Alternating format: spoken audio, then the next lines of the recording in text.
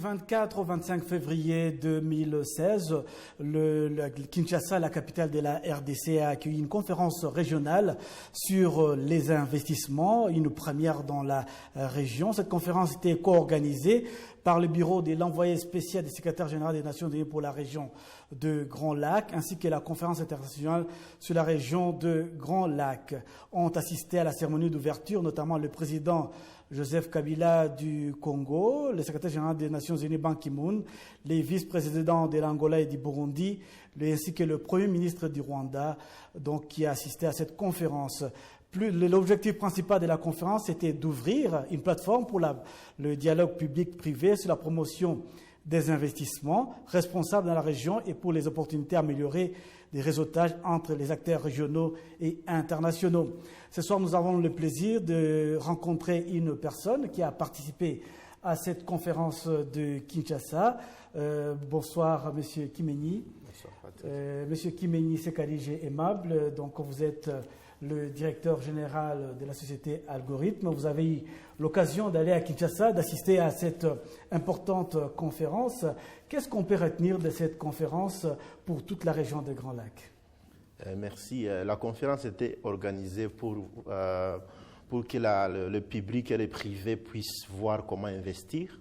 Ils suivent un peu les modèles occidentaux où le secteur privé conduit l'économie, la grande partie de l'économie d'un pays. Ce qui est le cas ici où on commence, le gouvernement rwandais veut que le secteur privé prenne de l'avant pour développer le pays. Alors le climat là-bas, c'était de voir comment les opportunités sur la région des Grands Lacs. Et la bonne chose, c'est que le Rwanda était présent là-bas. Il y a beaucoup d'opportunités. Et effectivement, les discussions ont porté notamment sur les secteurs de l'agriculture, des infrastructures, les mines, l'énergie, les technologies de l'information et de la communication, le tourisme et les finances. Revenons un peu sur les technologies de l'information et de la communication. Je pense que c'est un créneau qui vous intéresse. Vous travaillez dans le secteur des technologies de l'information et de la communication. Vous développez plusieurs logiciels qui sont exploités ici au Rwanda et dans la région. Et quelle opportunité vous avez retrouvée là à Kinshasa, un pays qui compte dans les 70 millions d'habitants, et pour une ville, Kinshasa, qui compte dans les 10 millions d'habitants?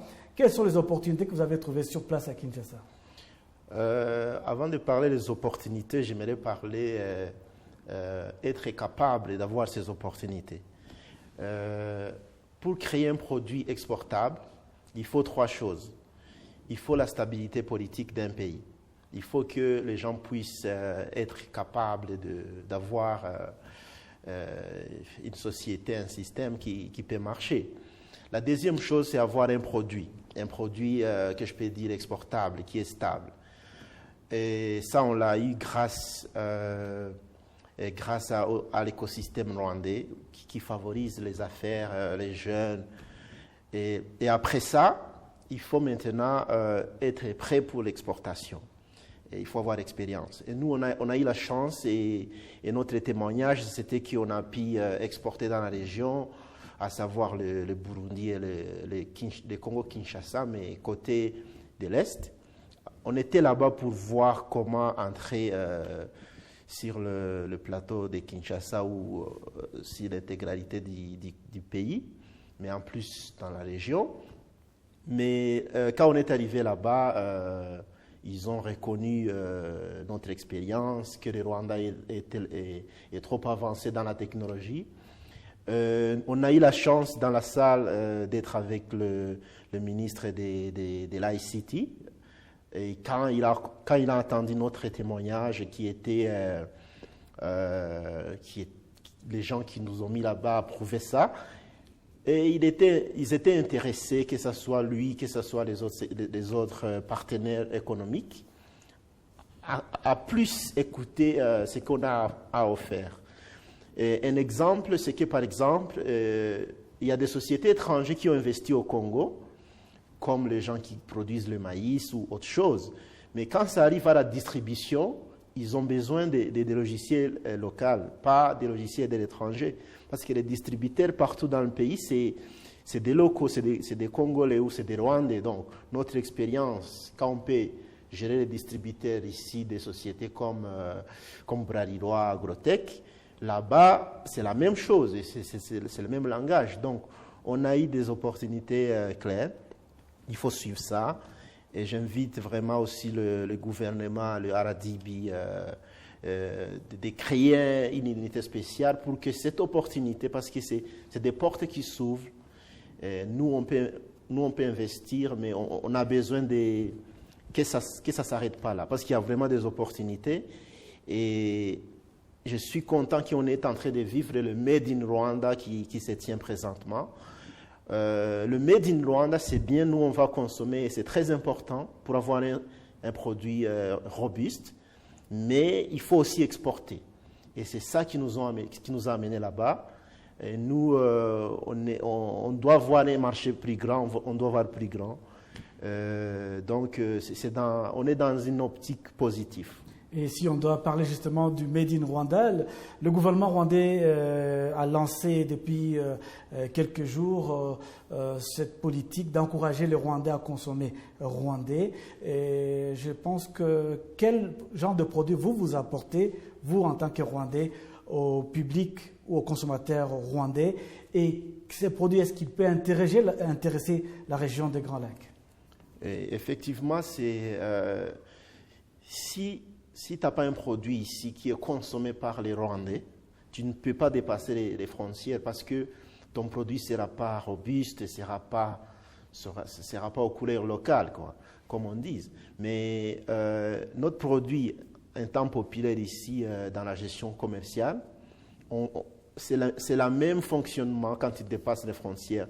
L'Afrique, la région des Grands Lacs, on a le même fonctionnement, les mêmes problèmes, les mêmes avantages. Donc, le Made in Rwanda, j'encourage mes compatriotes de faire des produits internationaux. Parce qu'un produit international est différent d'un produit local. Voilà. Oui, donc s'il faut revenir sur cette visite à Kinshasa, quelle approche, quel accueil avez-vous reçu des autorités et de vos collègues entrepreneurs congolais? Je crois que vous avez eu de contact avec l'envoyé du chef de l'État congolais en charge des technologies, de l'information et de la communication. Quel accueil vous avez ressenti une fois là-bas à Kinshasa?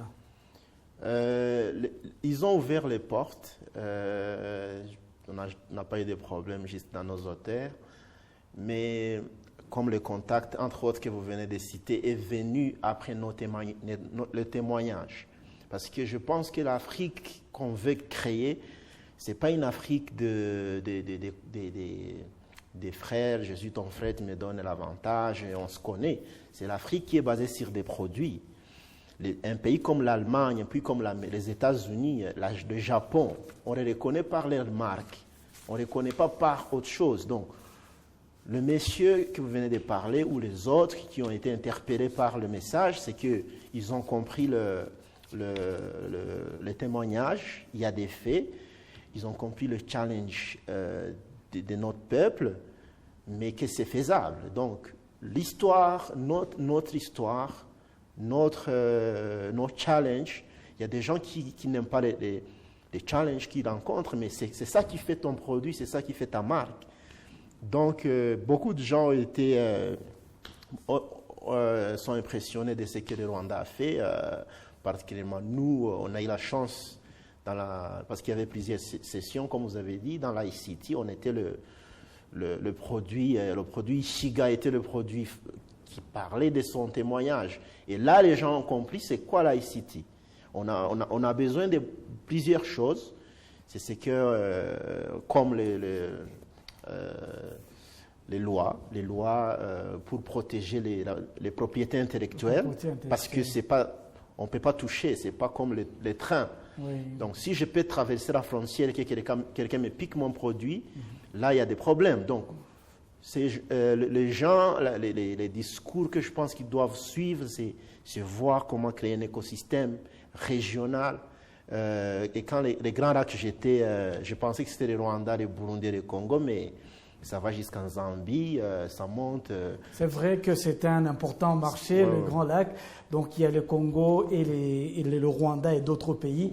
Donc je vous remercie, Monsieur Kimenyi Sekarije Aimable. Je rappelle que vous êtes directeur général de Algorithme Link.